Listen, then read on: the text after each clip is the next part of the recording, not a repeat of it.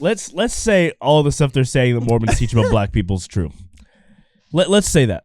Why are we saying that? Wait, why are we saying that? No, hear me out. Just for the sake of argument. Just for the sake of argument. He's saying for the sake of argument. Yeah, okay. That would mean what the war in heaven, that was some white nonsense that you guys are doing. Yeah. We didn't get involved. And I got a free ticket to heaven until you people made me have the priesthood. So I could have done whatever I wanted, slept with whoever I wanted, and I did not have any accountability. And it wasn't until these liberals in 78 made, now I got to have the priesthood. Things were wonderful. So now, maybe I want him to be right. Wouldn't it be great? Oh my gosh. We had automatic tickets to heaven. By the way, I can't get over the irony of the following. Look at this, guys. This is always what we're up against. The people telling us that we are racist are always what? White.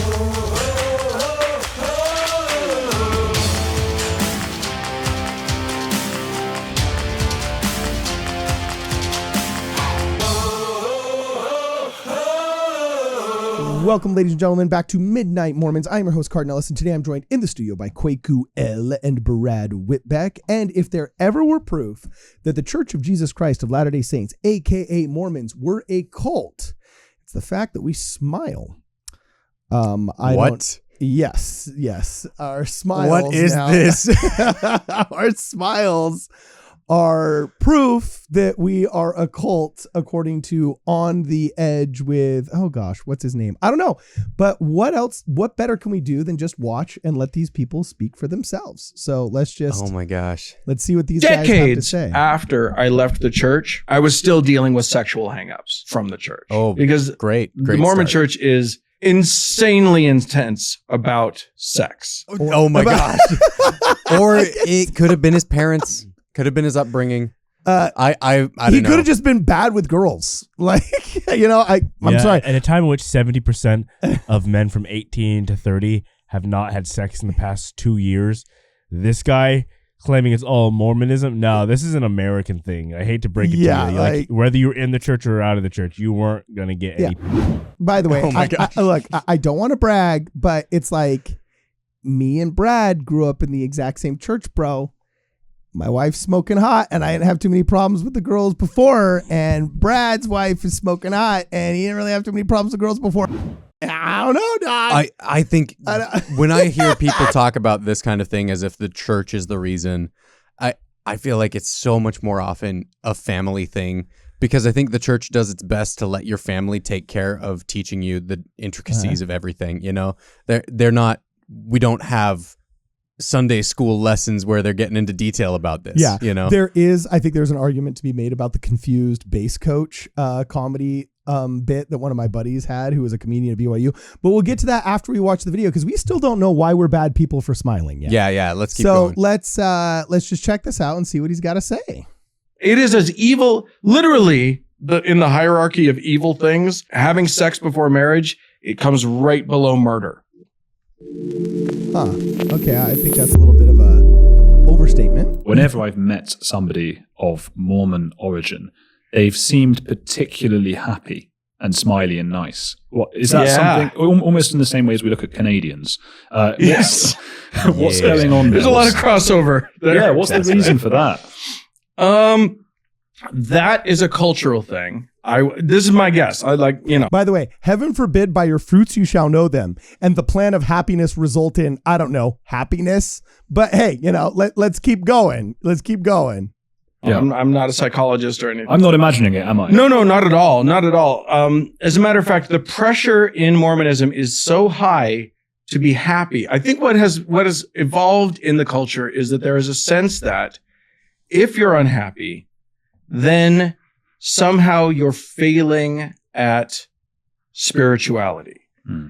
Because if you're doing Mormonism correctly, and if you're, if you're minding your P's and Q's and doing everything right, the line is that you'll be happy. It leads to happiness. What are you talking about? Well, I think he's trying. In his defense, I will say, we do say happiness is a choice in the sense that you can always choose to look at the glass No, Carden, don't defend this moron. Like, look at the freaking... Has he not read the scriptures? The book of Job, literally doing everything right and yet had everything taken from him, was sad and covered in boils. We talk about this in church. And we do say that being a good person is not an insurance policy against bad things happening to you. Yeah, I can see... I shouldn't call him a moron. Yeah.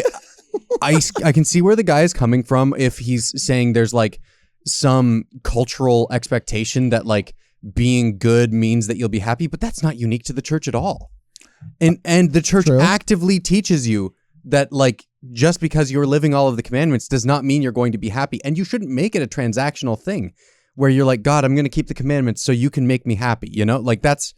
Are you suggesting that we're misrepresented online and that we have to debunk things that are said about us on the internet? Yes. Yeah. Okay, cool. All right, let's go. Sorry, let's let him Let's go. keep Let's going. let him finish talking. The goal is always happiness.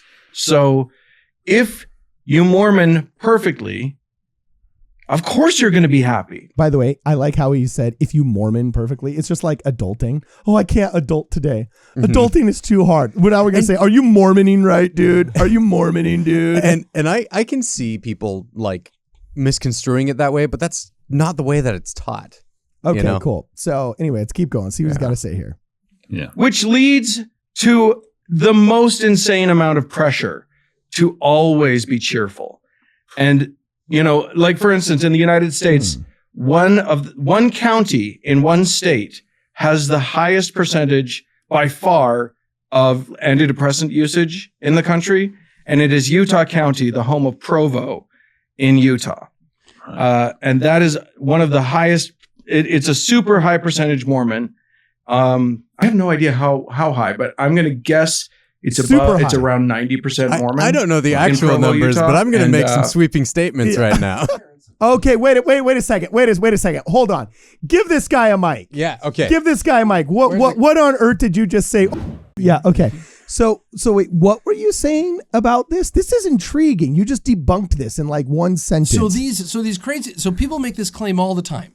They say that Utah consumes more antidepressants, Prozac and things like that, than any other state. Therefore, it's the toxic culture of Utah perfectionism that is making people consume these things, and that's proof that the church and the gospel is toxic or something. Right? Okay, sure. Yeah, that's the insinuation he's making. Yeah, it's the insinuation. Okay. And the truth is that Utah has unique laws in place that prevent minors from suing their parents, and this is put in place by the Utah legislature, and that means that if you're going to build a teenage rehab center, you build it in Utah. Oh, is that why all the drug rehab centers everywhere that people from the West send their kids, they're all in Utah? Yes, they're all over the Wasatch Front. Oh, okay. Yes, and I worked at like the one Paris Hilton went to. Yes, yeah. They're all in Utah. Oh, I know all about that one. And so there's a huge industry there of these rehab centers, and they buy Prozac and all these drugs in bulk. They buy them in bulk.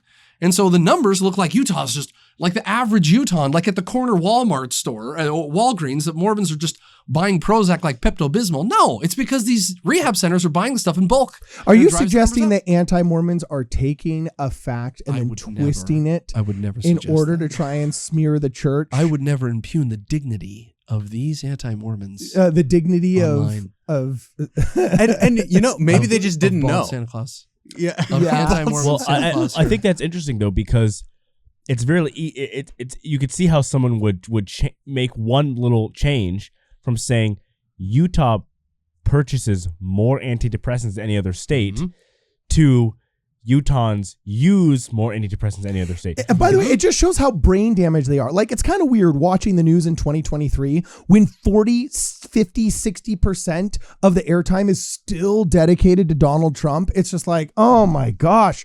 Like, when will this end? Do I have to familiarize my grandkids with Orange Mad Bad just so they're like understanding what's on the news in 2076? You know what I'm saying? If our world survives until then, like, these people are so brain damaged by the mere existence of the church that everything must revolve around it. Like, every fact must somehow be used to smear the church. Yes. The real question we should be asking is, why are Mormons so willing to participate in these weird psychological centers that abuse teens? Yeah. That's the real sin against us. Dear.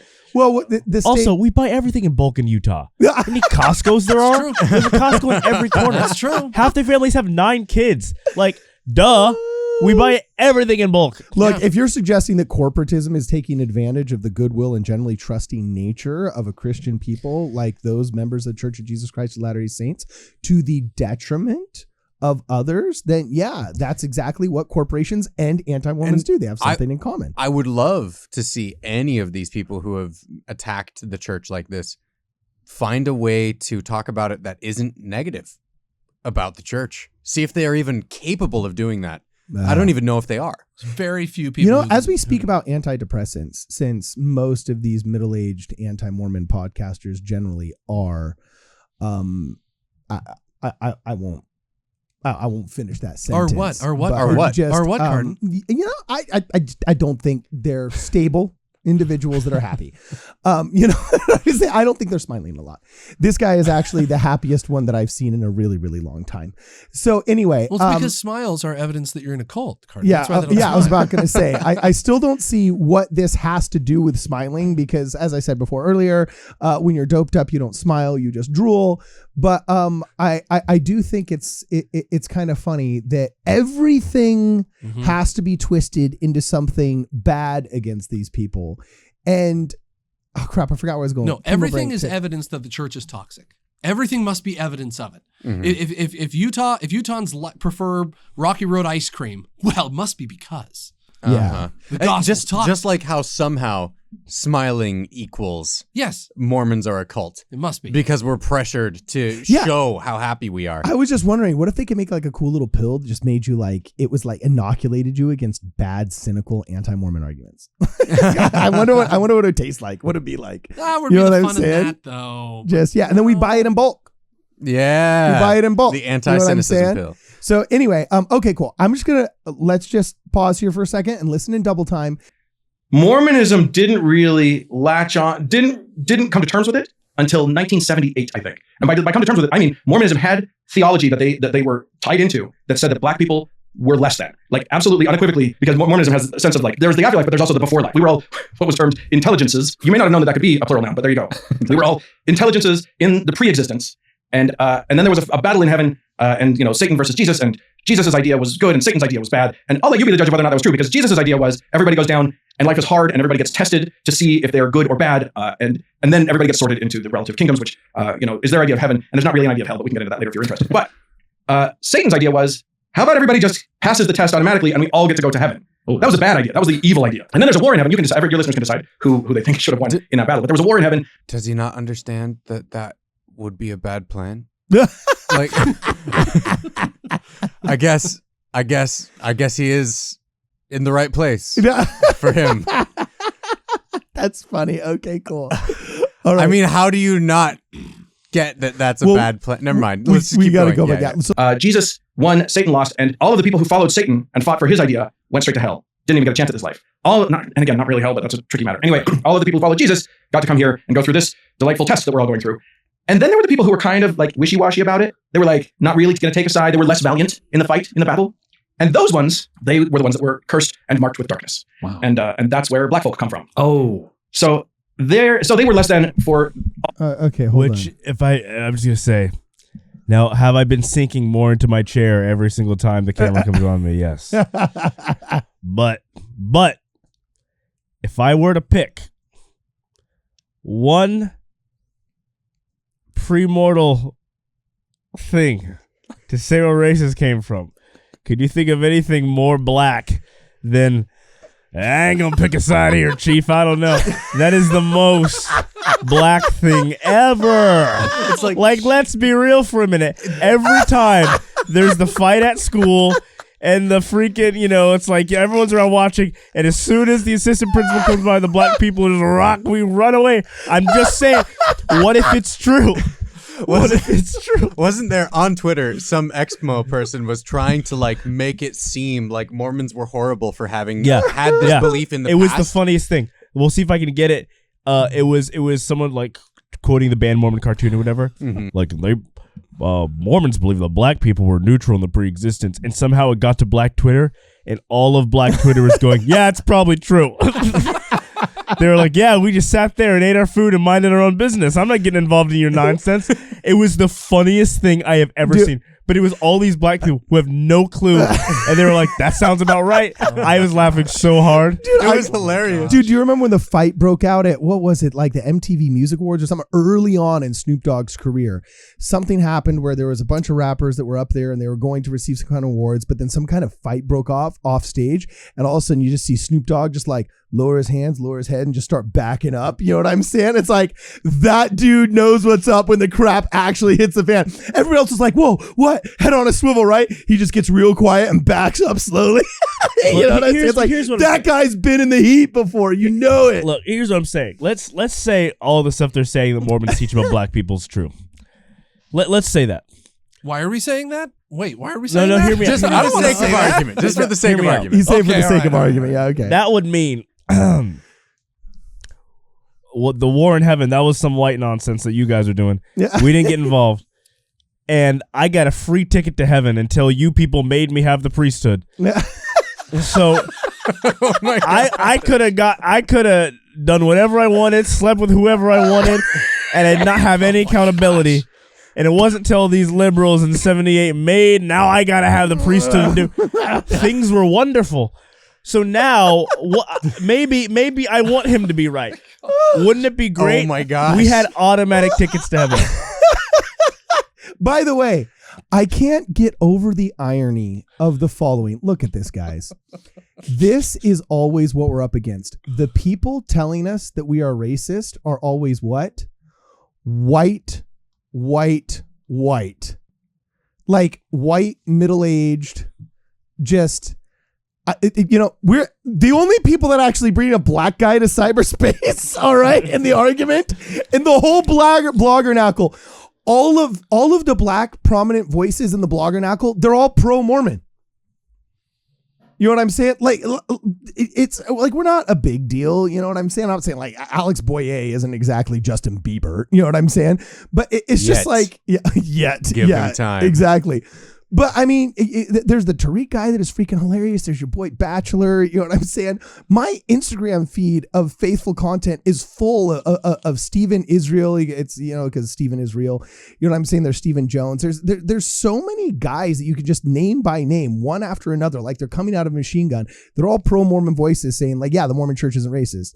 You know what I'm saying? But these dudes are just so brain damaged that like it's always the white guys that want to convince the black guy that he's actually seriously like somehow, I don't know, racist too. Like, and they make it so like simple, as if this is what they're presenting right now is the only way it could have been, and there's like no room for argument or nuance at all. Like, okay. If that's the case, how do you end up with people like Mauli Bonner making the movies that he's making? Yeah, and by the way, what does this have to do with smiling? Yeah. I like here, look, let's listen to it double time again to try and figure out what this has to do with smiling, and then we'll stop where it gets good. Let's see what he has to say. All of Mormon history until the late 70s, when the Mormons took a sharp turn on that and disavowed most of the racism. Culturally, they still haven't gotten rid of it, but at least sort of in their theology, they've gotten rid of it. It's so scary, the idea of these like really happy, smiley people who are secretly, big racists.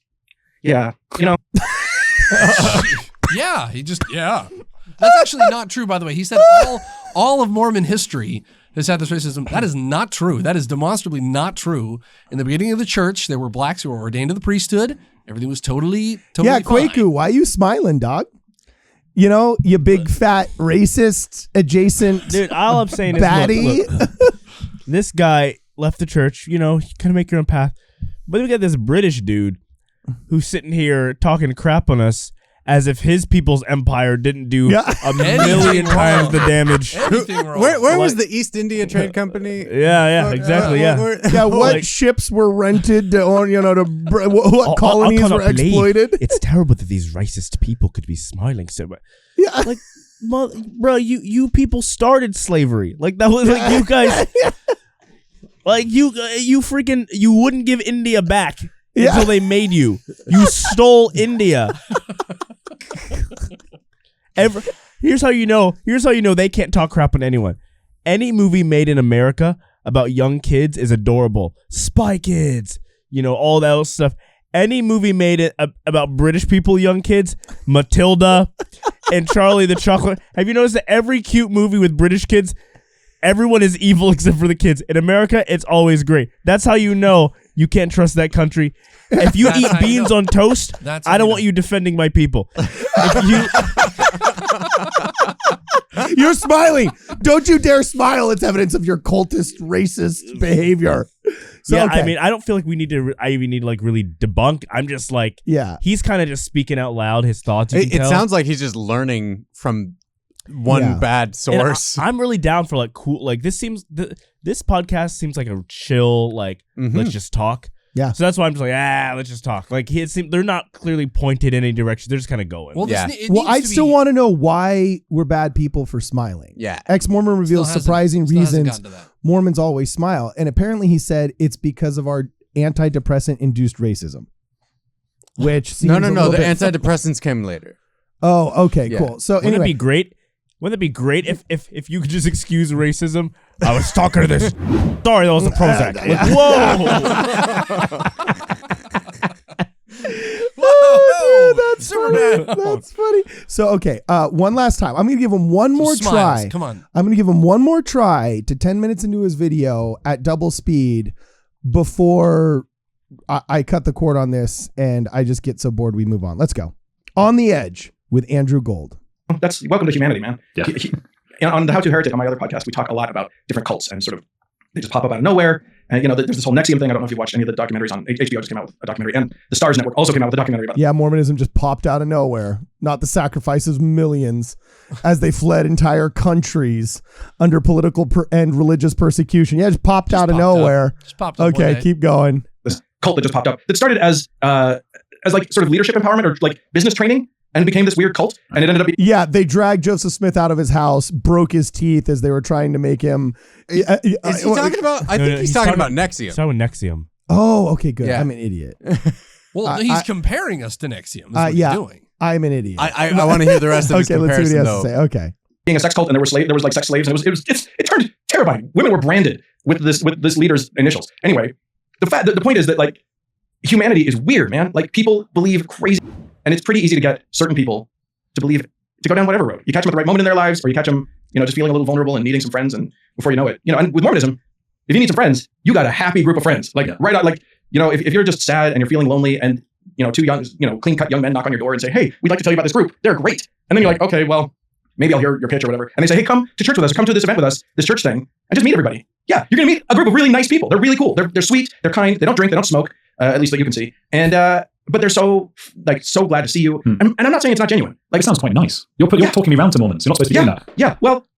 Yeah, I was about to say, like, what the? Let's clip that right he's there. He's doing our pitch for us. the You know what I'm Well, saying? at a time in which every sociologist is publishing papers about how young men in America have a loneliness crisis, and all the college students, men aren't joining fraternities, they're not going to parties, not even going to sports games, they're sitting in their dorms playing video games. They are clinically depressed and miserable. Mm-hmm.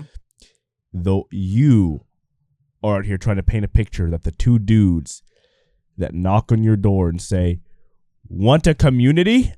Yeah. That's a bad thing. That's the enemy. Yeah. You're not allowed to be. And not just the bad thing, they're also like brainwashed. And how enlightened are you for seeing? You're not through allowed it, to be happy. You're not allowed to be truly happy in our academic secular world, because true happiness doesn't exist if we cannot have it because we're self-loathing. You know what I'm saying? It's like literally what's going on here. Okay, I'm going back to normal speak because now he's starting to talk about why we The smile. smiling thing again. Here we go. Okay, let's go. Eventually you figure out like there's a lot of pressures on you, and also you have to believe some pretty crazy theology and stuff. But okay, but by the way, where is there no pressures on you? Like, where is there no pressures? Because if you strip yourself of your identity first as a child of God who has an inherent worth, you're now all of a sudden in just this horrible crony capitalist secular society where it's like, okay, what worth do you have now that you don't have that? How much money you have in your bank account? 85% of America is paycheck to paycheck. Well, they can't afford a medical the answer, emergency. Carden. Like, here's the answer. Yeah. You get rid of all of those pressures on you when you accept that you're just evolutionarily made to choose certain things based on the way that your biology works. Suddenly, you're deterministically stuck in this pattern that's not your fault. So the pressure goes away when you admit that you are a victim completely. And that you're just a victim of your own life And where you're you were born. absolved of any responsibility. Yes, that's exactly what happens. Yeah. And so that's the thing. That's the panacea that ends up coming for people in this secular worldview. Yeah, and I just like to this day though, I'm like, what is better? Remember in our debate with RFM where he said, "Oh, I have the right to criticize the Mormon Church as I see fit," and Sean McCraney said, "Okay, well, what responsibility do you have the people whose faith you tear down because it's scorched effing earth out there, right?" Mm-hmm. And what did he do? He ended up literally quoting Cain, saying, "No, I'm not my brother's keeper." Mm-hmm. Mm-hmm. So it's like, what? Wow. He quoted the father of murder. Yeah. Mm-hmm. On sight is my authority, the father of murder. Hey, Yeah. it's good enough for him. It's good enough for me. Okay, so let's let him finish his thought here and see if he explains why we're bad people for smiling. So, I get why people join. It's harder for me to understand why people join hate groups. You know what I mean? But they do. People join all kinds of hate groups. Wait, didn't you just call us a hate group? A big fat racist hate group? This guy's all over the place. Yeah, I don't get it, but keep going. So I think the main thing that I've learned is that human beings, we think of ourselves as these sort of apex intellects out there. In fairness, we are so much better at thinking and like doing things than any other critter we've encountered so far. Okay. And yet, when it comes right down to it, we're just apes with cell phones, man. There's so what? There's what? The biological evolution that we're just apes with cell phones. It's not our fault that we do the things we do. We're just all. By the way, do you notice? See, I'm the oldest one here, and I remember, except for maybe Jonah, but I remember in the 90s when naturalism and doing things naturally was used against the church, and it was in the cohabitation movement. Mm-hmm. Back then, there was still a little bit of shame if you moved in with your boyfriend before you got married. There was still a little bit left of what the Christian right had done in the 80s. You know what I'm saying? And there was a tiny bit of social stigma left of, you really should get married before you buy a house together and have kids and so on and so forth.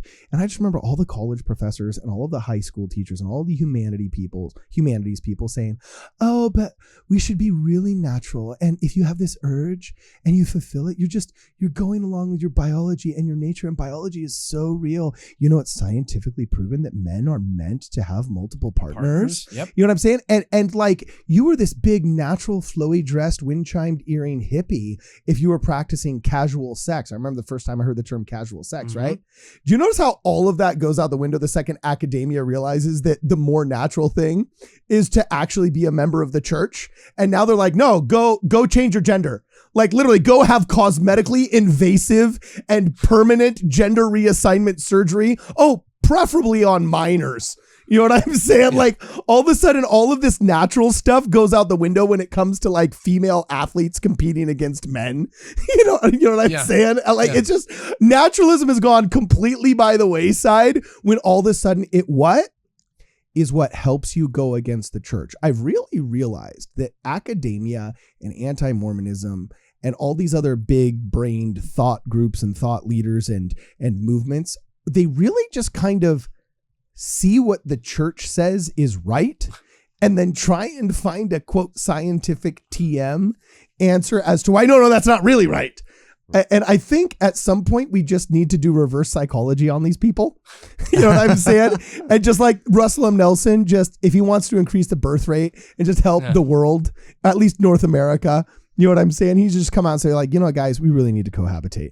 And then I swear this guy would jump on a podcast tomorrow with that guy and be like, "Oh, look, cults say you should cohabitate." You know what I'm saying? So no, you need to save yourself for marriage. In fact, you know what I'm saying? These studies show that marriage is better for X, Y, and Z reason. No, this guy doesn't strike me as that crazy. Yeah, well, the movement does. Okay, that's fair. I feel like this guy, he's a lot more chill than a lot of the people that I've seen he gets saying these sorts of things. So that's this nice. is not a So last week with a former Jehovah's Witness on the show, and he was saying, talking about cognitive dissonance, the way that it actually hurts to be disavowed of a notion that you hold strongly. So once somebody wants to believe, whether it's Mormonism or Jehovah's Witness or any other religion, it's painful for them to get rid of that. In that case, is there less sort of hate mail and stuff from them? Do you get hate mail from Mormons, or would that be sort of un-Mormon-like?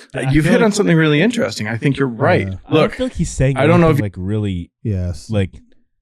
Yeah. Also, when I go check out a gym, if I decide I don't want to get a membership there, well, the front desk people were really nice to me.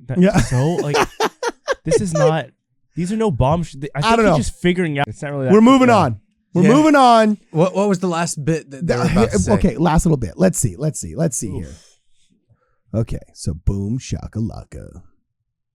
You've noticed you're not from the United States of America, but there's some pretty like acerbic things happening in this country right now. Like, I don't know if you've seen what Trump people are like, but people are screaming at each other. And that's kind of like the gestalt of the United States right now, is that everybody is ready to jump fully claws out on down each other's throats instantly for for any provocation. Maybe because we're also, you said that's fair. Why would that maybe be? Oh, because I think this is one of the problems in our current society. I think exacerbated by social media.